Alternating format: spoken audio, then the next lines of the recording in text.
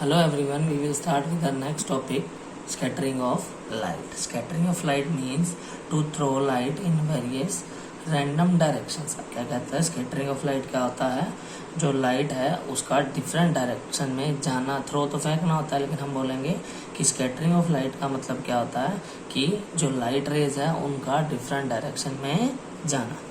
अब क्या है कि एक लाइट रे है, ये क्या कर रही है, ट्रैवल कर रही है, और ये ऑलवेज स्ट्रेट पाथ में ही ट्रैवल करती है। यहाँ पे रास्ते में क्या आता है, एक पार्टिकल आ जाता है, कोई भी सस्पेंडेड पार्टिकल या अनडिजोल्व पार्टिकल या आ जाता है, तो उसी ये लाइट क्या करती है, स्कैटर करती है, रैंडम डायरेक्शन में, डिफरेंट डायरेक्शंस में चली जाती है। इसको हम बोलते हैं स्कैटरिंग ऑफ लाइट। अब स्कैटरिंग ऑफ लाइट में क्या है की वजह से क्या होता है, डिफरेंट इफेक्ट्स होते हैं, उनमें से एक है Tyndall effect.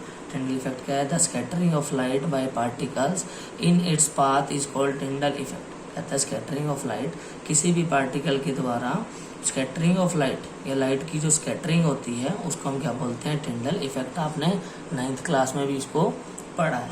When a beam of sunlight enters a dusty room through a window then its path become visible to us. कहता है कि जब बीम ऑफ सनलाइट की कोई भी बीम है वो क्या करती है, एंटर करती है एक रूम के अंदर, और उसमें क्या है, डस्टी, वो डस्टी रूम है, मतलब वहाँ पे डस्ट के पार्टिकल्स हैं एयर में, तो वो जो पाथ है हमें क्या हो जाता है, विजिबल होता है, हमें वो पाथ दिखाई देने लग जाता है। जैसे यहाँ देखो, इसमें क्या, फॉरेस्ट में क्या है कि यहाँ से सन की रेज आ रही है, सनलाइट आ रही है, उससे क्या डस्ट के पार्टिकल्स की वजह से क्या हो रहा है, ये पाथ विजिबल हो रहा है।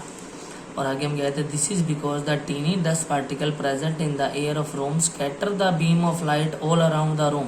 कहता है उस जो डस्टी रूम के अंदर जितने भी डस्ट के पार्टिकल्स थे एयर में प्रेजेंट थे, उसने क्या किया, उस सनलाइट को डिफरेंट डायरेक्शंस में क्या किया, स्कैटर किया। And when this scatter light enters our eyes we can see beam of light. अगर यही जो स्कैटर लाइट है हमारी आईज में आती है तो हमें क्या है, हम बीम ऑफ लाइट को देख सकते हैं। दस an example of Tyndall effect is the way a beam of sunlight become visible at it passes through dust particle in the air of a room। तो कहते हैं कि एक टिंडल इफेक्ट का एक एग्जांपल यही है कि जो सनलाइट की जो बीम है वो क्या है, उसका पाथ विजिबल हो जाता है, और किसी वजह से विजिबल होता है उस रूम में जो डस्ट पार्टिकल प्रेजेंट है।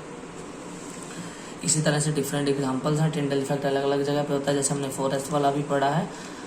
और इसके बाद नेक्स्ट आता है The color of scattered lights depend on the size of scattering particles। कहता है कि जो अब लाइट स्कैटर तो होगी, एक्चुअल में जो सनलाइट है वो वाइट कलर की है, वो स्कैटर हो रही है, बट उसका जो कलर है स्कैटर होने के बाद जो कलर हो जाता है वो किस पे डिपेंड करता है, स्कैटरिंग पार्टिकल्स पे। फिर डिटेल में पढ़ने के बजाय हम क्या करेंगे, इसका जो कंक्लूजन है वो रीड कर लेते हैं हम इसको, आपने इसको डिटेल में रीड करना है।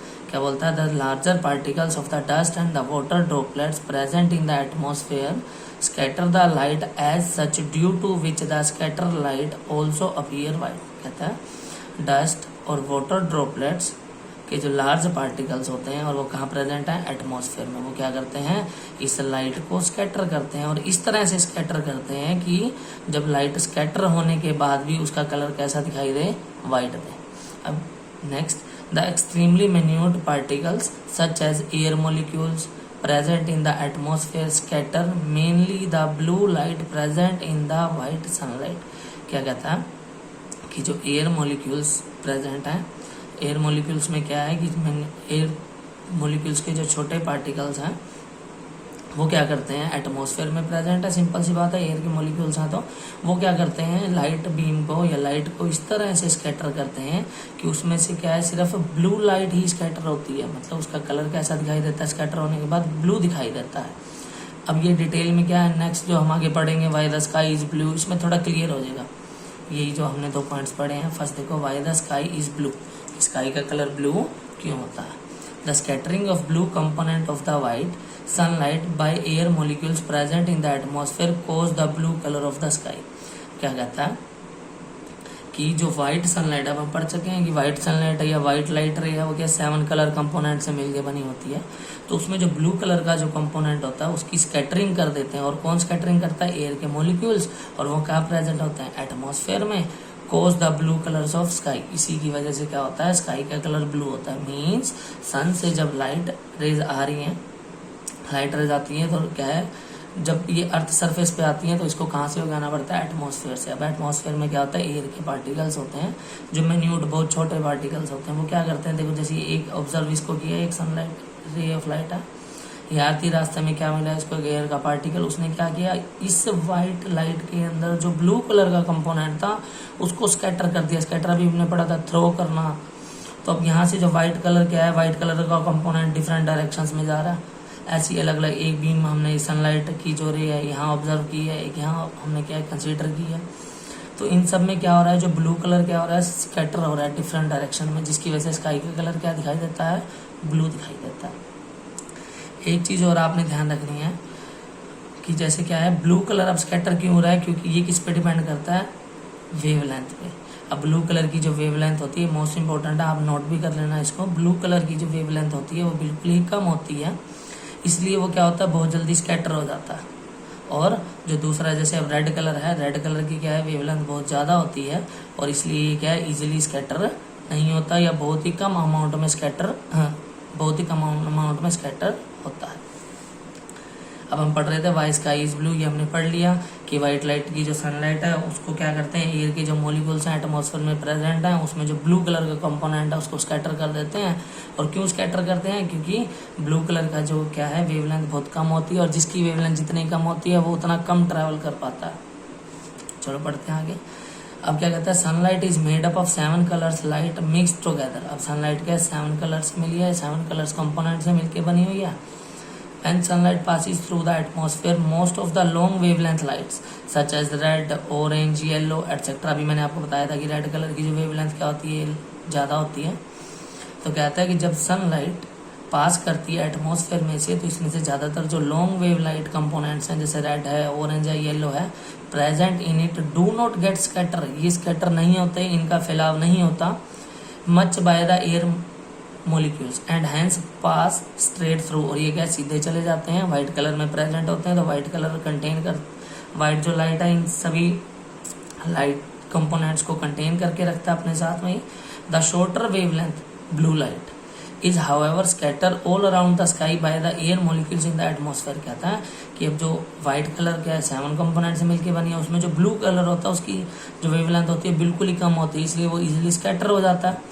Whichever direction we look, some of this scatter blue light enters our eyes। कहता है हम क्या स्काई में जिस तरफ भी देखें, किसी भी डायरेक्शन में देखें, तो हमारी आईज में कौन सा कलर आता है? ब्लू कलर की लाइट आती है। Sorry, since we see the blue light from everywhere overhead the sky looks blue. इसलिए क्या है कि अगर हम अवर हेड अपने सिर को ऊपर की तरफ देखते हैं, स्काई की तरफ देखते हैं, तो हमें सभी तरफ स्काई का कलर कैसा दिखाई देता है? ब्लू दिखाई देता है। अब नेक्स्ट आता है if the earth had no atmosphere. अगर अर्थ के पास कोई भी एटमॉस्फेयर ना होता तो क्या होता? तो कहता है if the earth had no atmosphere consisting of air there would have been no scattering of sunlight at all. कहता है कि अगर अर्थ के पास एटमॉस्फेयर ही ना होता तो लाइट की स्कैटरिंग नहीं हो सकती। In that case no light from the sky would have enter our eyes. और कोई भी क्या है कि लाइट हमारी आईज में एंटर ना कर पाती, and sky would have looked dark and black to us. और हमें जो आसमान है स्काई है कैसा दिखाई देता? डार्कनेस, मतलब उसमें अंधेरा दिखाई देता, और हम कह सकते हैं उसका कलर ब्लैक दिखाई देता। ऐसे नेक्स्ट है इन outer space the sky looks dark and the black instead of blue. अब आउटर स्पेस में क्या है? एटमॉस्फेयर नहीं है, और जहाँ एटमॉस्फेयर नहीं है मीन्स वहाँ पे एयर नहीं है, और एयर के बिना स्कैटरिंग नहीं हो सकती, और स्कैटरिंग नहीं होगी, कलर्स की स्कैटरिंग नहीं हो सकती, तो फिर हमें क्या है? कोई भी लाइट रे हमारी आईज तक नहीं आएंगी, और जिसकी वजह से हमें स्पेस कैसा दिखाई देगा? डार्क दिखाई देगा।